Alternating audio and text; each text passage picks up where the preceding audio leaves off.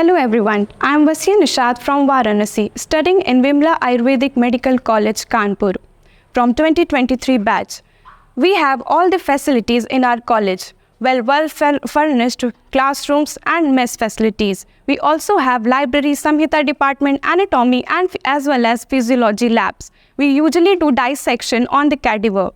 We also have great security system in our girls hostel, and we also have the facilities for boys hostel.